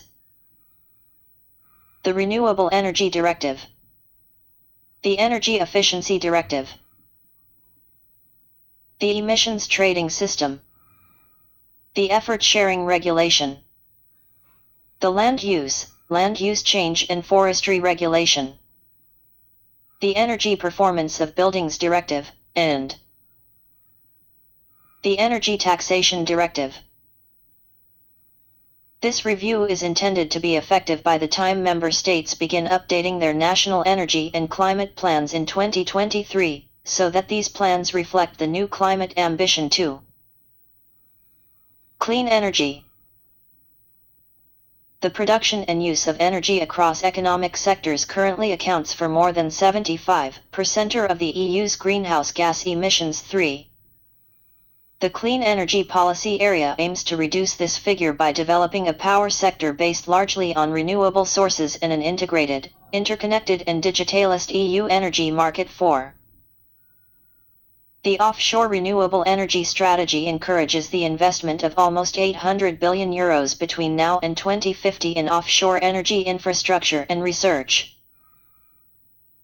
This should increase the EU's offshore wind capacity from its current level of 12 GW to 300 GW by 2050 and the EU's offshore ocean capacity from its current level of 13 MW to 40 GW by 2050. For further information about the offshore renewable energy strategy, please see our briefing, EU sets out vision for offshore power. The EU hydrogen strategy explores the potential of clean hydrogen to contribute to decarbonization. The adopted strategy promotes clean hydrogen innovation and the installation of hydrogen electrolysers. The strategy includes a target to install at least 6 GW of green hydrogen electrolysers within the EU, producing up to 1 million tons of hydrogen by 2024. To 2030, the ambition is to install at least 40 GW of electrolysers, producing up to 10 million tons of hydrogen in the EU. The Clean Energy for All Europeans package will facilitate the strategy for energy system integration, which aims to improve the coordination of planning and operation of the energy system as a whole, across multiple energy carriers, infrastructure, and end uses. The EU institutions will discuss the strategy that outlines a vision to create a smarter, more integrated energy system. A revision of the Trans-European Networks for Energy Regulation has also been proposed. The revised framework reflects the accelerated take-up of renewable energy sources, smart sector integration, The modernization of the EU's cross-border energy infrastructure and mandatory sustainability criteria for all projects. Together, these EU initiatives will work in synergy to lay the foundation for the decarbonized EU energy system. Sustainable industry. At present, industry accounts for 20% of the EU's greenhouse gas emissions. 7. The EU Green Deal therefore includes actions to strengthen the decarbonization efforts, ranging from product sustainability to the supply of raw materials. The adopted Circular Economy Action Plan presents initiatives to increase the duration of a product in order to alleviate pressure on natural resources. 8. It includes a sustainable products policy, which regulates the improvement of product reusability, reparability, and integration of recycled contents. The aim of the adopted EU industrial strategy is to develop markets for climate-neutral and circular products and to encourage the digital transition in the EU. 9. The EU Green Deal notes that these measures are necessary to ensure the supply of the critical raw materials needed for clean technologies such as clean hydrogen, fuel cells and other alternative fuels, energy storage, and carbon capture, storage and utilization. In relation to batteries, the European Commission's proposal for sustainable batteries and a regulation on batteries and waste batteries is seeking to strengthen the sustainability of supply chains and improve the recycling of industrial, automotive, electric vehicle and portable batteries placed on the market in the EU. The proposals include enhanced recycling targets, carbon footprint reporting requirements, moving to carbon intensity restrictions, as well as mandatory supply chain due diligence. Buildings and renovations. Buildings are responsible for approximately 40% of the EU's energy consumption and 36% of greenhouse gas emissions from energy. 10. The objectives of the EU Green Deal require cleaner buildings and construction sectors. The renovation wave is a strategy to renovate buildings to increase their energy efficiency. 11. It prioritizes the decarbonization of heating and cooling, tackling the worst performing building stock and the renovation of public buildings such as schools and hospitals. Energy efficiency in buildings will be a priority and the EU Commission will explore the possibility of including emissions from buildings in the EU emissions trading system. The EU Commission is also reviewing the Construction Products Regulation, which sets the requirements for construction products in the internal market. A revised regulation has the potential to promote environmental goals and possibly product safety. In parallel, the EU Commission proposes to work on an open platform bringing together architects, engineers, and local authorities to address the barriers to renovation. It could target energy service companies that could roll out renovation, such as through energy performance contracting. The reforms are intended to optimize the development of innovative financing in the construction sector and the promotion of energy-efficient investments in buildings. Sustainable mobility. The Sustainable Mobility Policy area comprises initiatives to reduce transport emissions, which account for 25% of the EU's greenhouse gas emissions. 12. The adopted strategy delivered by a smart, competitive, safe, accessible, and affordable transport system. Increased capacity and decreased congestion and pollution could all be attained as a result of efforts to promote more sustainable means of transport. The strategy sets a number of targets to 2030 including at least 30 million zero-emission cars will be in operation on European roads. 100 European cities will be climate neutral. High-speed rail traffic will double across Europe. Scheduled collective travel for journeys under 500 kilometers should be carbon neutral. Automated mobility will be deployed at large scale, and zero-emission marine vessels will be market-ready, with further targets to 2035 and 2040. To meet these objectives, a number of proposals for revised legislation are being considered. One aspect is the review of the Directive on the Deployment of Alternative Fuel Infrastructure. 13. which sets the requirements for expanding the EU's network of recharging and refueling stations for alternative vehicle fuels such as electric batteries and hydrogen. 14. The regulation setting CO2 emission performance standards for new passenger cars and for new light commercial vehicles may also be revised in light of the EU carbon neutrality target. 15. The revision would entail stricter emissions standards for road vehicles. The EU Commission also plans a revision of the regulation on the Trans-European Transport Network and of the Directive on Intelligent Transport Systems. This aims to increase the uptake of zero-emission vehicles, make sustainable alternative solutions and support digitalization and automation. 16. Batteries will be important for electric vehicle deployment, as well as in energy system transformation. As a result, EU policy is also focused on sustainable battery supply chains covering the entire battery life cycle, including recycling and reuse. In its proposal for a regulation on batteries and waste batteries, the European Commission is seeking to strengthen the sustainability of supply chains and improve the recycling of industrial, automotive, electric vehicle and portable batteries placed on the market in the EU. The EU ETS has proved effective in the sectors in which it operates. Part of the EU Commission work plan includes the revision of the EU ETS rules for the aviation sector, including a review of the proposals to reduce free allowances allocated to the sector. The update would implement the carbon offsetting and reduction scheme for international aviation. Moreover, the EU Commission proposes to extend the EU ETS to the maritime sector and, subject to impact assessment, to road transport. Eliminating pollution. Pollution is the largest environmental cause of multiple mental and physical diseases, and of premature deaths. 17. It is also a significant driver of biodiversity loss. Therefore, the EU Commission has proposed a zero pollution action plan. This proposes that pollution elimination measures are incorporated into all policy developments and steps are taken to further decouple economic growth from the increase of pollution. 18. The action plan comprises 3 headline actions on eliminating pollution. Firstly, a chemical strategy for sustainability to protect the environment against hazardous chemicals.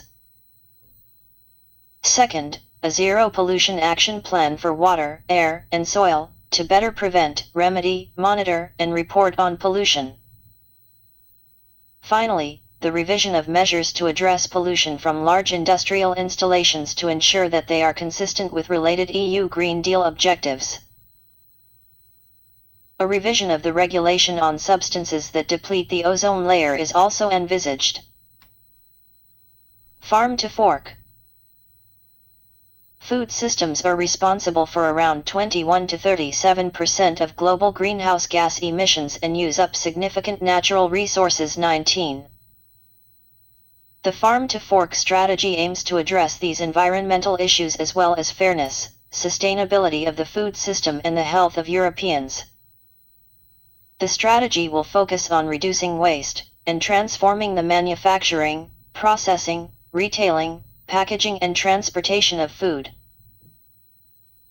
The farm-to-fork strategy proposes to spend €10 billion on research and innovation on food, bioeconomy, natural resources, agriculture, fisheries, aquaculture and the environment, as well as digital technologies and nature-based solutions for agri-food, funded by Horizon Europe, the EU's Research and Innovation Framework Programme. EU policies and legislation will focus on trade policy to obtain commitments from third countries in areas such as animal welfare, the use of pesticides and the fight against antimicrobial resistance. The Commission and food chain stakeholders are developing an EU Code of Conduct for responsible business and marketing practice, as well as seeking commitments from food companies and organizations to start taking steps towards improving health, sustainability, and the environment. Reform of the Common Agricultural Policy is also envisaged. Separately, the EU Commission has proposed a strategy to reduce methane emissions. Methane is the second biggest contributor to climate change after carbon dioxide, and contributes to air pollution. Reducing methane emissions requires a cross-sector approach. In the EU, 53% of anthropogenic methane emissions come from agriculture, 26% from waste and 19% from energy. The methane strategy focuses on adequate reporting and opportunities for biogas production, as well as specific measures in the energy, agriculture, and waste sectors. Preserving biodiversity. In the last 40 years, the population of wild species has fallen by 60% due to human activities. 20. The EU Biodiversity Strategy for 2030 identifies the key drivers in biodiversity loss: American Samoa changes in land and sea use, overexploitation, climate change, pollution, and invasive alien species. Biodiversity loss and climate change are intrinsically linked, and nature-based solutions will play an important role in mitigating and adapting to climate change. The European Commission identifies that the industries highly dependent on biodiversity are the construction, agriculture, and food and drink sectors. The EU Biodiversity Strategy will work in tandem with the Farm to Fork strategy by focusing on restoring forests, soils, and wetlands and creating green spaces in cities. To address legislative gaps that hinder improving biodiversity standards across the EU will implement a new biodiversity governance framework. This framework includes imposing legally binding nature restoration targets to restore degraded ecosystems. To be achieved by fully implementing the EU Pollinators Initiative and the Habitats Directive, as well as via the CAP. The European Commission estimates that €20 billion per year is needed to fund the biodiversity strategy. This will require the use of a combination of public and private funding on a national and EU level as well as from the EU budget. Part of the renewed sustainable finance strategy will focus on ensuring the financial system contributes to mitigating existing and future risks to biodiversity. Recognizing the risk that biodiversity loss poses to the financial prospects of many sectors of the economy. Research and development. Research and development underpins each element of the EU Green Deal. Many of the EU Green Deal initiatives require harnessing new technologies and transforming financial models and supply chains. Many research and development initiatives will be funded by Horizon Europe, which has pledged over 35% of its €95.5 billion budget to achieving EU climate objectives 21.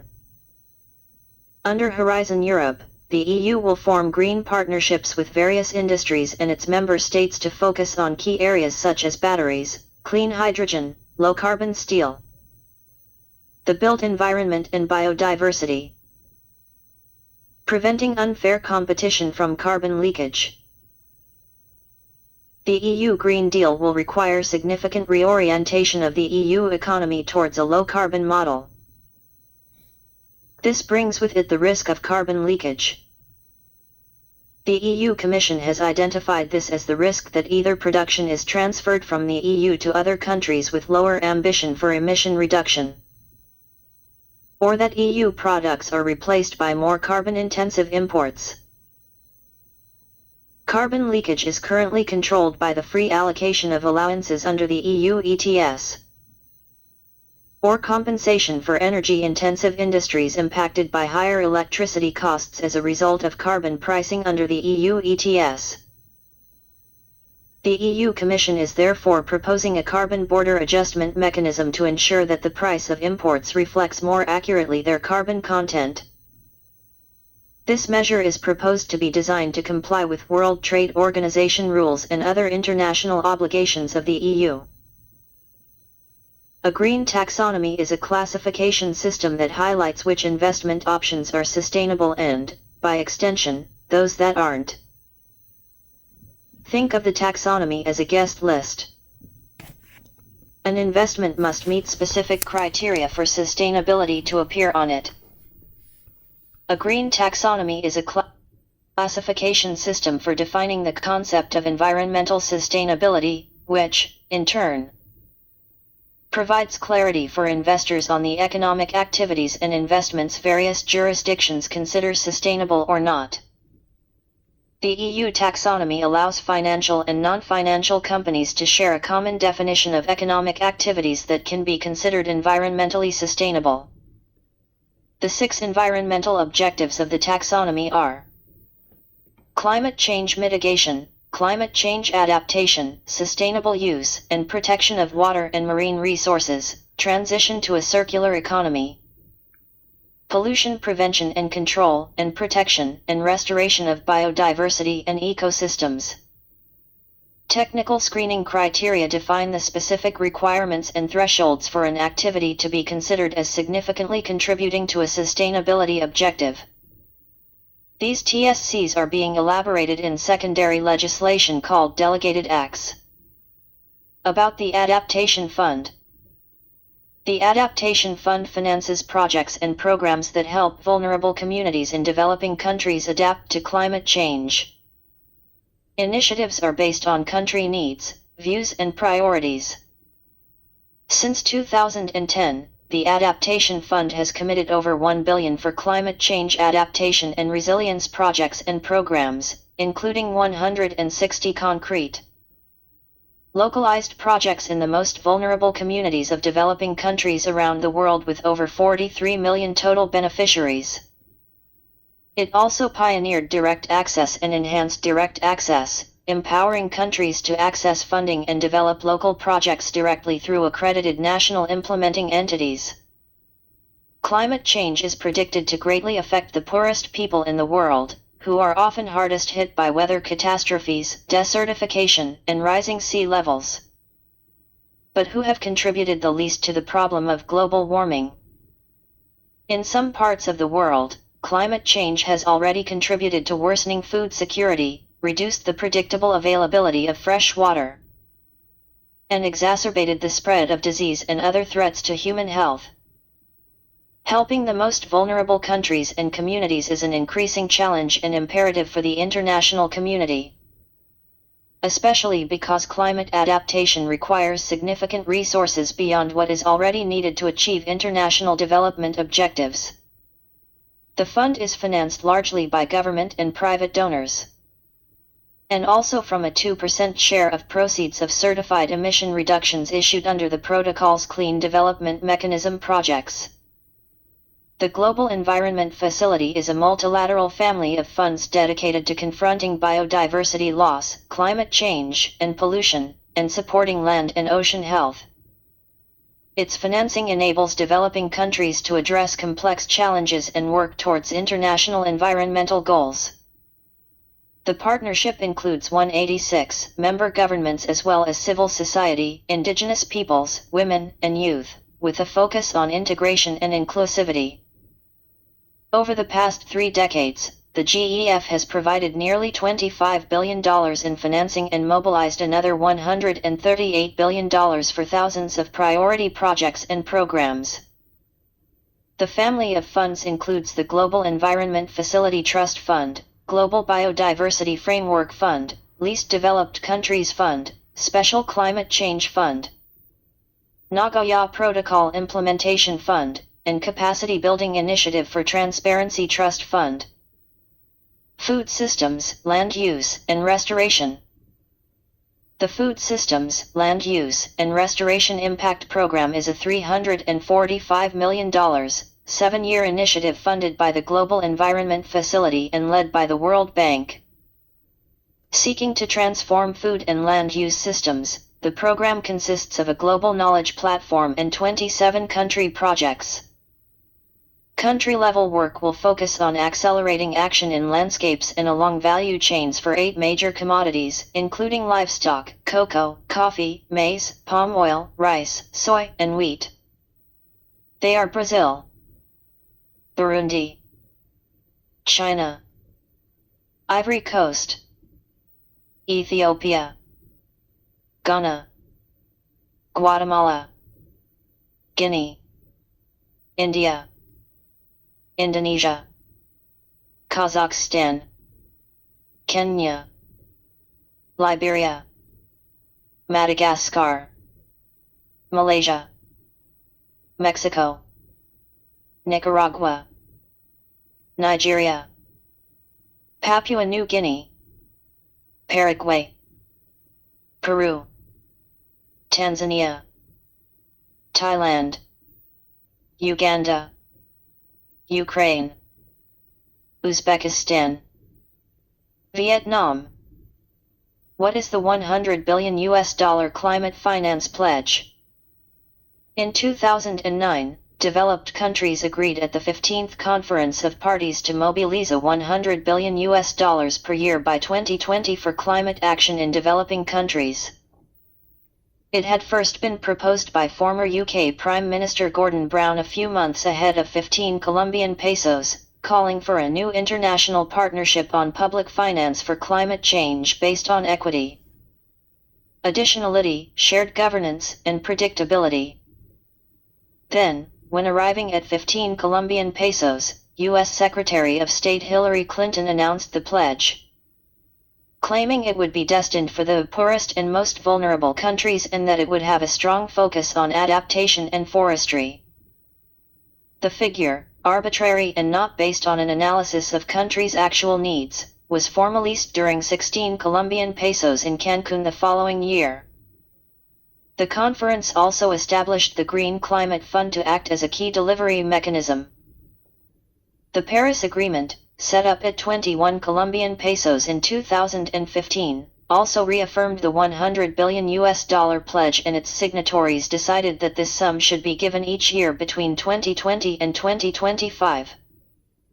The text of the agreement refers to meeting the target with support from private, public, multilateral and alternative sources, and says that 50% of the funds would have to go to mitigation and 50% to adaptation.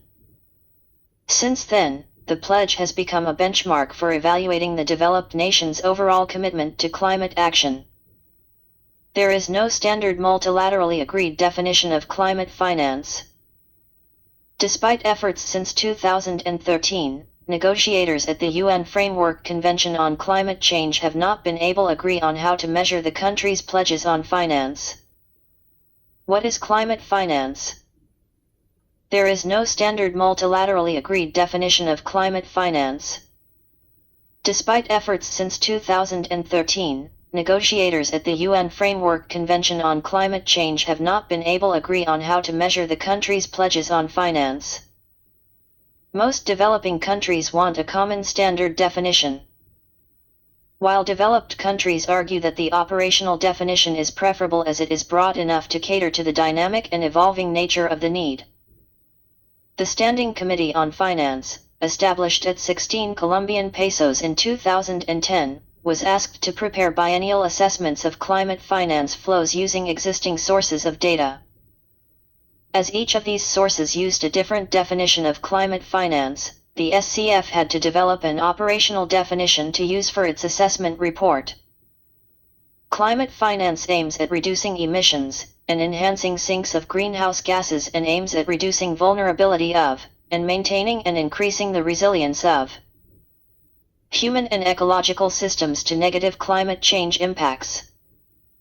This is a very broad definition and allows for the use of diverse accounting methods, resulting in a range of outcomes. The OECD reported that developed countries had mobilized $83.3 billion in 2020. While the NGO Oxfam estimated that real support was no more than $24.5 billion. Key issues that require clarification for any future definition include whether all financial instruments, grants, loans, concessional loans, investments, and insurance should be counted at face value. Determining the climate component of bilateral and multilateral funded projects. Determining whether the climate finance provided is new and additional, not just reallocation of existing development aid towards climate purposes. Have rich countries lived up to the pledge?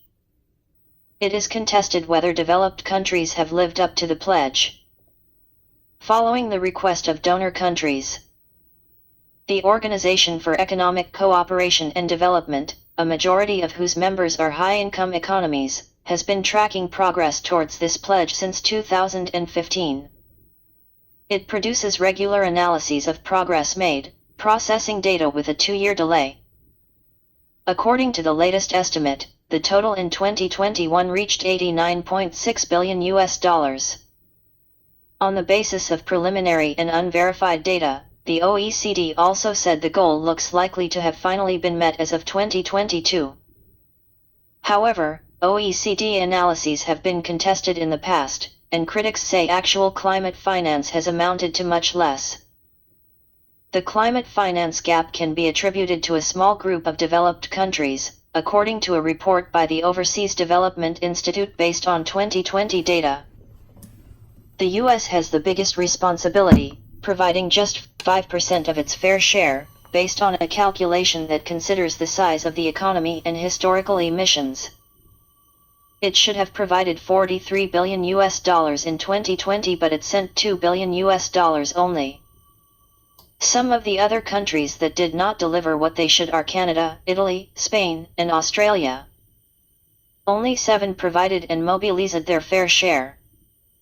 Ministers from Canada and Germany said in an open letter that they are confident that the pledge will be met this year, but warned that data on the finance delivered in 2023 won't be available until 2025 due to the way the OECD produces its reports. However, all signals do not necessarily point in that direction. This year's replenishment round of the Green Climate Fund had limited progress.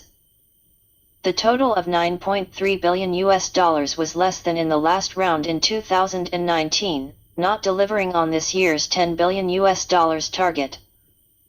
No funding pledges have yet been made by the US and China, the world's leading polluters, but further announcements could happen at 28 Colombian pesos. How do countries report on their commitments? The $100 billion a year is a collective commitment of developed countries. There is no official assessment of each country's share of the goal. However, developed countries are required to provide forward and backward-looking information regarding their climate finance commitments. The biennial reports about future finance must include information about the amount and type of climate finance they propose to provide to developing countries.